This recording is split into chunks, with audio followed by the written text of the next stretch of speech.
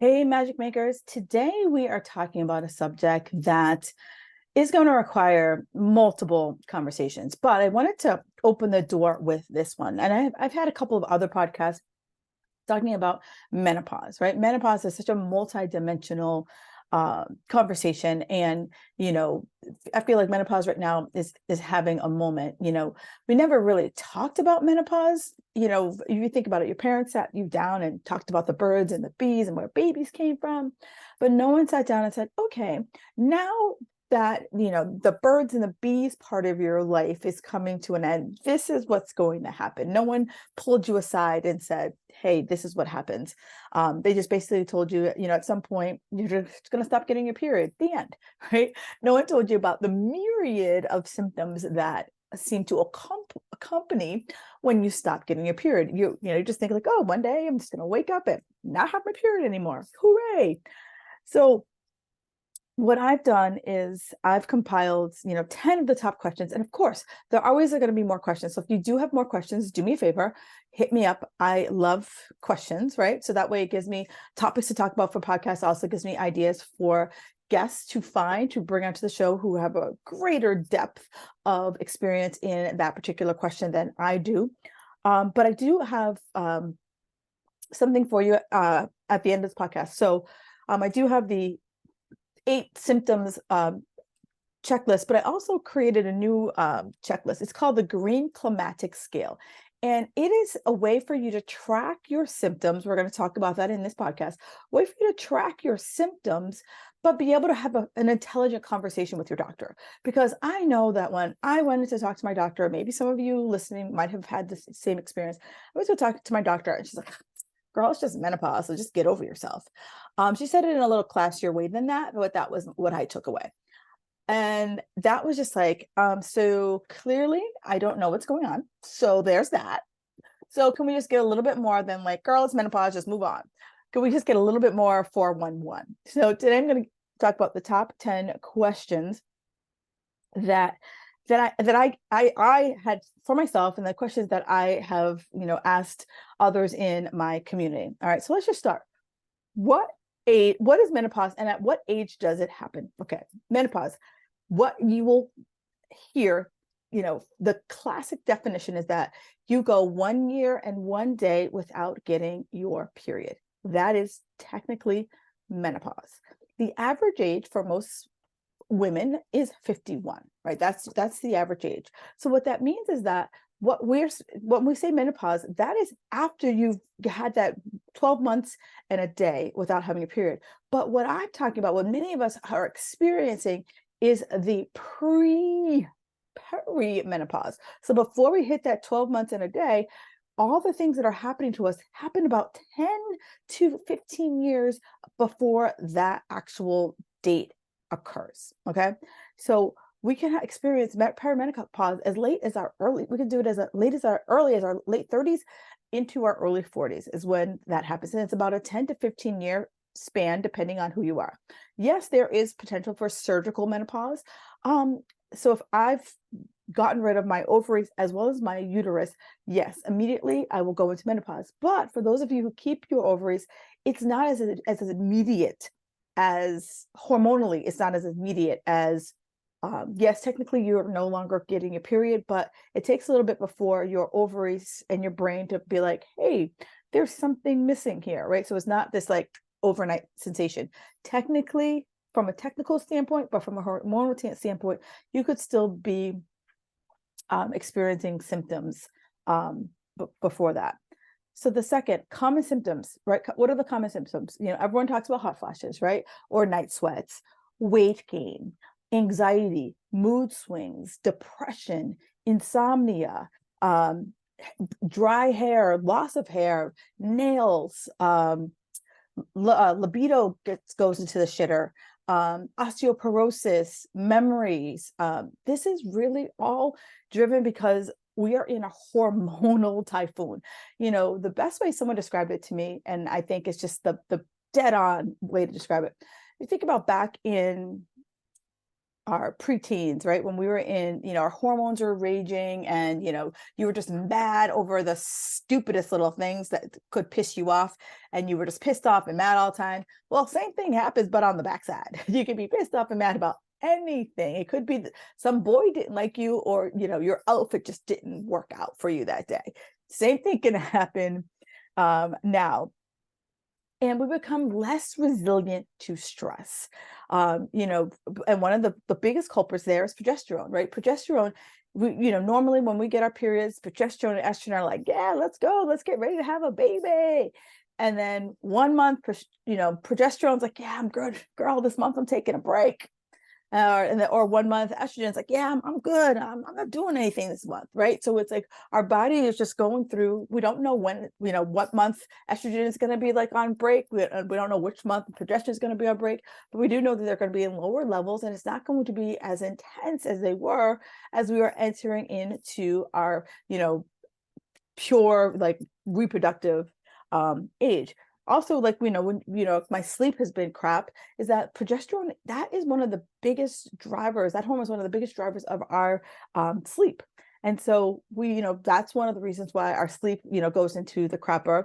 And then as far as brain health, estrogen is such a protector of our brain.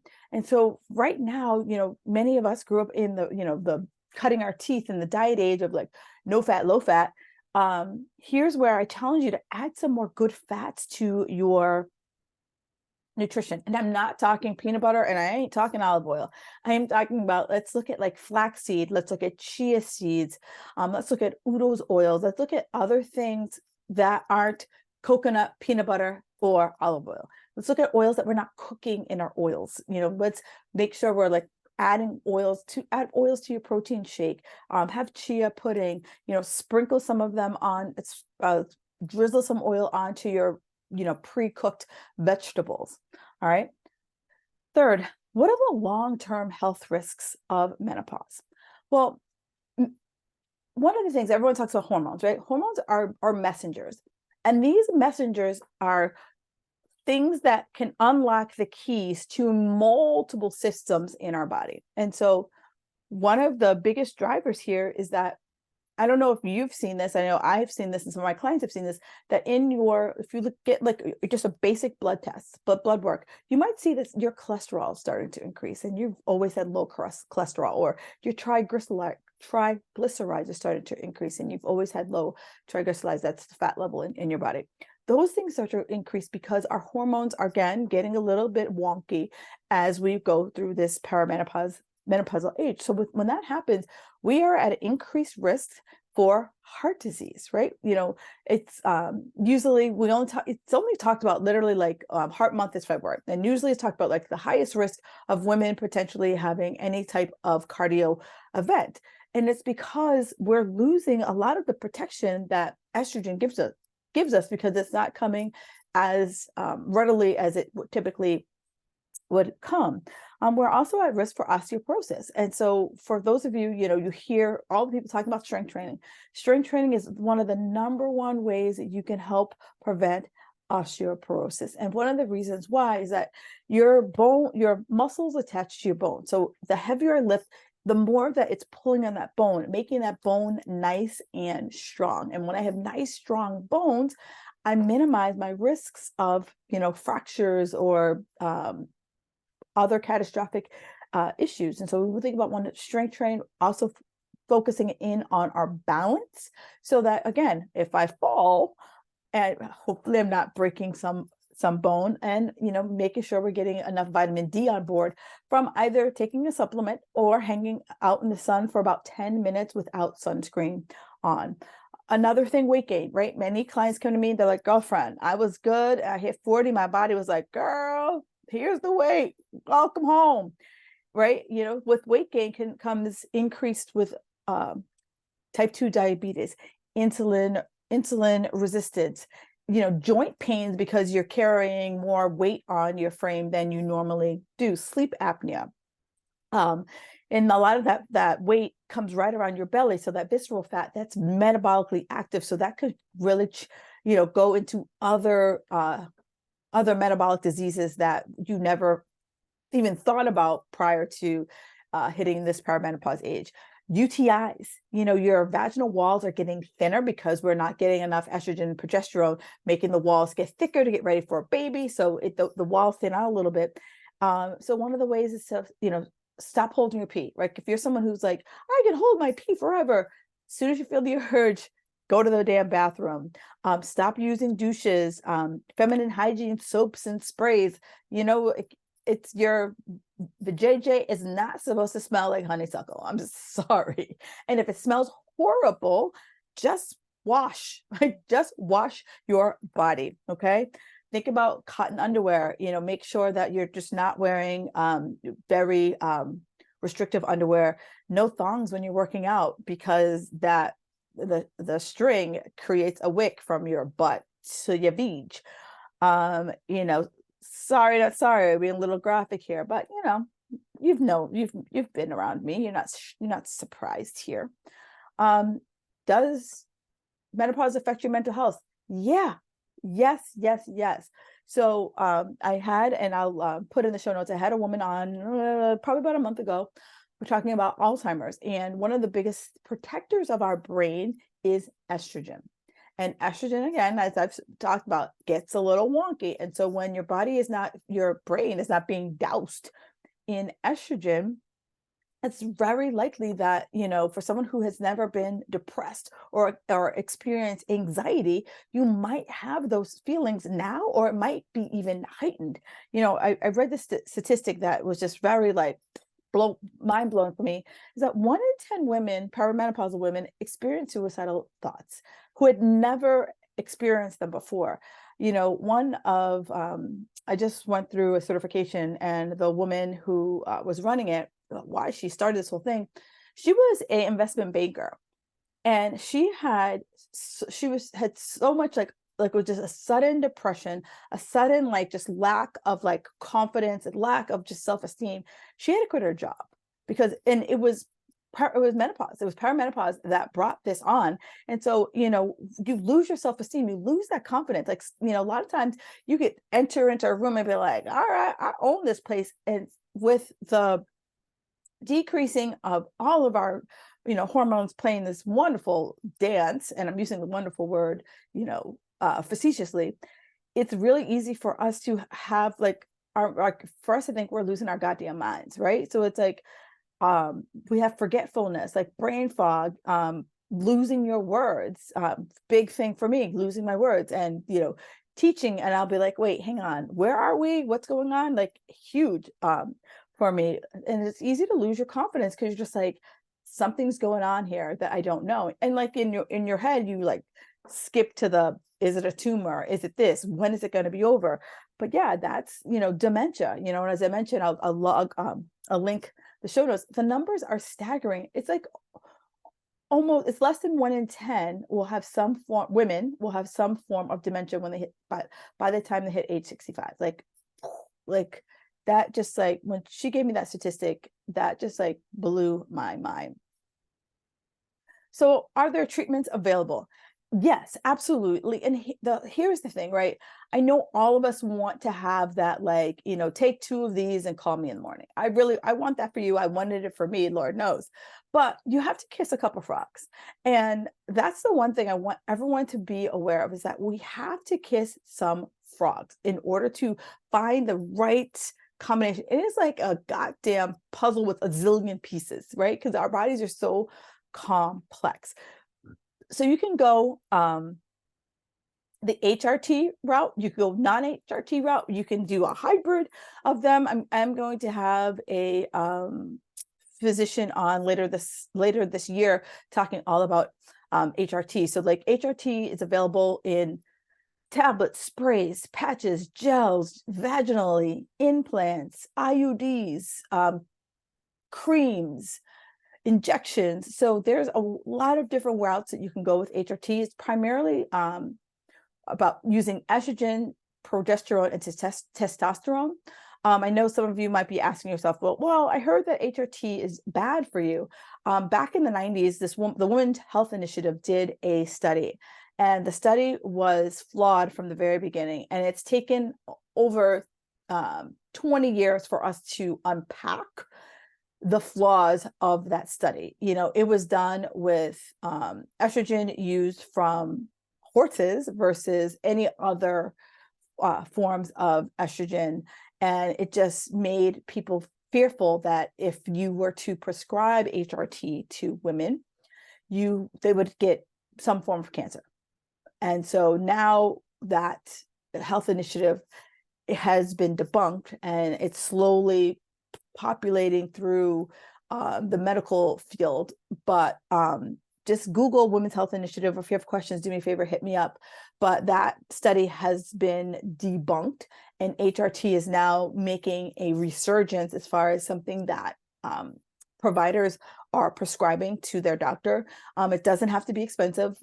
Many insurances cover it. So that's a conversation for you to have with your doctor, a conversation for you to have with your healthcare provider to see if HRT is right for you. But there's also non-HRT methods. So it's, we talked about not being a strength, stress resilient. So here's where a lot of mind-body stuff, hypnosis, relaxation techniques, breath work, walking. I know a lot of my clients who come to me, they're type A, right? They are type A plus plus. They're like, I need to check as many fucking boxes as I can in one day. And don't tell me to sit my ass down, because that's not what I'm about. And trust me, when I heard that, that's exactly what I said.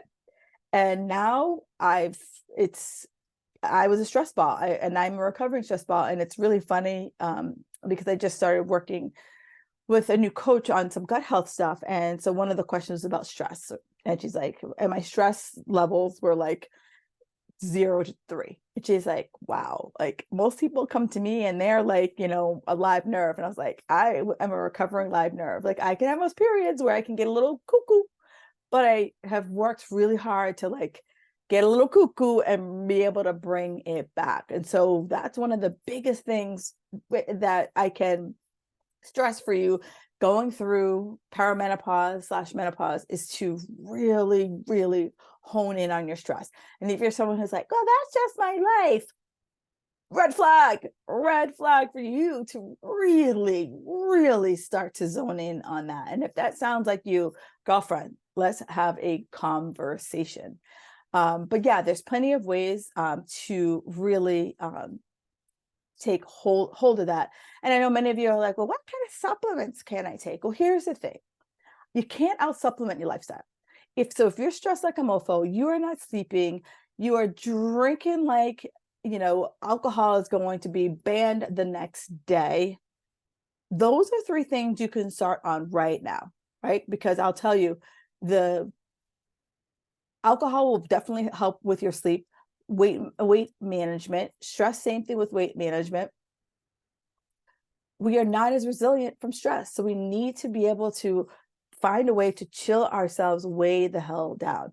There's several supplements that have been recommended to me. I've seen other practitioners recommend them, anything from ashwagandha to wild yam to maca to Don Q, evening primrose, bee pollen, flax seeds, right? There's a lot of different supplementations that I can take out there, vitamin D, good fat oils, magnesium. But first, I challenge every single one of you to just kind of like look at your life, right? To quote Ice Cube, check yourself before you wreck yourself, right? You could just be pouring thousands of dollars into supplements, and it could just be you making sure you get a good night's sleep. Could have saved you thousands. Or making sure that, you are, doing 5 minutes of breath work before you go to bed, or sitting in the car for 5 minutes before you walk into the door, either on your way to work or on your way home from work, right? Just those little things could be what it is that you need. Also acupuncture, one of the things I did when I started having hot flushes was acupuncture. And it in the beginning, it did help. It helped for a little bit. But it was like really, really, really, really good. Dietary changes. What are the dietary changes that need to happen? Well, here's the thing, right? Most people think that the weight came on overnight. Guilty as charged. I thought the weight came on overnight, but it was slowly creeping up. And primarily it was because my food intake, it was healthy, it was clean, nothing that I was taking in that you would ever be like, girl, why are you eating that? It was just too much for the activity level that I was keeping up. And, I was that girl who worked out 6 days a week. I worked out for 2 hours. And if I didn't work out for 2 hours, I didn't work out. So I was very inconsistent. I would say I was very inconsistent after I stopped competing. But I was still trying to keep that same like cadence of food, that same cadence of, going hard for my workouts. And so one of the big things I always challenge my 40-something-year-old women is that scale back our expectations about our workouts. And so the workout, instead of it being, a 2-hour thing, I'd rather see you get in a 15 to 30-minute workout that you can do consistently 3 to 4 days a week, being able to add in some walking. When it comes to food, it's not avoiding carbs, it's not avoiding fats, it's really starting to cue in and start to listen to what's going on with our body, right? So that we do need carbs. Like if I'm already struggling for words, me taking away carbs is going to make that worse, right? I'm going to feel stupid. So here's where we find what is our carb tipping point, making sure we're getting in fibrous fruits, vegetables, and some beans, making sure that we're limiting the alcohol that we bring in, having fatty fishes so that we're getting in the good fat oils into our system. Our hormones love oils like that. Oils help us with hormone production, and as our hormones are getting all crazy, we need as much hormone production as possible on its own. So we really, instead of thinking about being very structured here, it's time to really burn our bridges and talk about what's going to be structured with our flexibility. I have a client who is very structured, but her husband isn't. And every time, he throws a curveball at her, she just is like, fuck me. Like, what am I going to do here? And one of the things was like, great, if, Sam wants to go out to dinner, great, Sam can go out to dinner. But it doesn't mean that you have to eat what Sam's eating. You could say, okay, I'm going to go out to dinner. What's the best choice for me here in this restaurant? And then go from there. Or if he says, hey, let's go out to eat, in your mind, be like, okay, if Sam wants to go out to dinner, be like, hey, there's another place that has the best choices for you. Because it's like, Sam isn't trying to sabotage you. Like, that's just who he is. And, let's be honest, like, you married him, so you knew that's what he was like going in. So there's no surprise that all of a sudden one day he woke up and be like, I'm someone who likes to go out to eat. No, now you have to say, okay, if he likes to go out to eat, great, but here's my plan, right? Because it's like, you don't have to be a victim of your environment. You could be like, okay, this is the environment that I'm going into. What are the things I can do to support myself in said environment? Okay. So yeah, our diets have to change. Do that change dramatically? No. So it's like we have to start getting cued into our body. First is being like, I must have 3 of this, 4 of this, 5 of this, right? Instead, start to be like, what am I eating right now? And start to understand how it feels. Like eggs. I can't have eggs. They're the healthiest thing on the planet. I have eggs, 5 minutes later, I'm like, so what's next? I'm hungry, right? It's just not very satisfying for me. Bananas make me very snacky. They just set me off, right? So there things I've had to learn about myself and food. Same thing for you, right? We have to find what is that carb tipping point. Definitely increase your fats, because for sure, I know that you're like, I just had a handful of almonds. It was fine. No, you had enough almonds to make you pissed off, right? Think about, can I have some good fat oils in my diet somewhere? That fishy, oily based fish. Can I have, more good fat oil sprinkled in on something? Can I decrease the alcohol? I have a guilt-free alcohol guide. I'm never going to say no alcohol. But what I am going to say is, can we limit the alcohol? Do you have to have a drink every single night? And then when you go out, do you have to have 4 drinks? Can you have 2? Can you have 1? Can you have none? Right? So it's like create. I like to look at alcohol like a budget, like a vacation budget. Do you go on vacation every damn night? Because if you do, I want to be your friend, right? Me and you, besties. But most of us, we budget for vacation. We're like, this is where I want to go, and this is what I do, and I budget those calories. And I'm judicious because I don't want a shitty vacation. Who's like, I want a shitty vacation? No one. Everyone's the best vacation they can have. All right. We talked about HRT, so that's definitely something that, is for sure something to explore with your doctor. So, when it comes down to menopause, there's I like to break it into like 3 big categories, and we'll be going deeper into these categories over the next several months. But the first one, it really boils down to our health, right? Looking at our health, and things have to change, but again, they don't have to radically change, right? We can start pecking away at certain things. So the first thing that we think about when it comes to change is our health. And I like to break health into 3 categories. Exercise, right? Exercise is great for health. What we have to break up with is the overtraining, right? We have to really start to, instead of saying, this is what I used to do, be like, well, what makes a good workout for me now, right? It could be that you're no longer have the time that you used to. I know that, or you don't want to make that kind of time anymore. I have no children. I work for myself. I can work out as much as I want, but I do not want to, right? So according to the ACSM, 150 minutes. So for someone who is, active and in their menopausal, perimenopausal stage of life, recommend 2 to 3 hours of strength training, right? And 2 to 3 hours of cardio. And when I say cardio, I'm not talking about go for like a 5-mile run. I'm saying, could you do something that, like, your heart rate gets up there, you could have a conversation. It feels challenging but doable. Many of you are like, I'm doing a HIIT workout for 40 minutes. Girlfriend, you ain't doing a HIIT workout for 40 minutes. HIIT is, I go hard and then I have to take a break and I recover and then I go hard again. So maybe you're doing a HIIT for maybe 15, 20 minutes, but if you can go steady for 30, 40 minutes, that's just hard fucking cardio. Sorry, not sorry, right?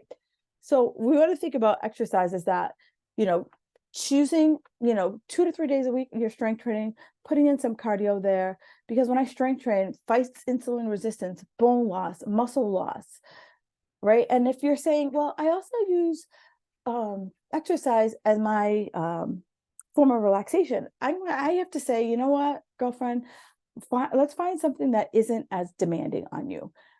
As I mentioned, we are not as stress resistant. We are not as stress resilient in our 40s because progesterone is not around as much as it used to be. So I want you to say to yourself, progesterone protects us against cortisol. If I'm stressed like a mofo and cortisol is like if I'm stressed like a mofo, cortisol is on the rise, right? Thinking that I'm running from a saber-toothed tiger, other than you're thinking, how am I going to pay my bills? How am I going to pick up my kid here? How am I going to get to work? Those are the things you're thinking, not saber-toothed tiger. Cortisol is high. Progesterone is that natural cousin to progesterone. Helps, help calm you down, help soothe you. Well, if progesterone's not around, cortisol is like, it's a party, my parents are away.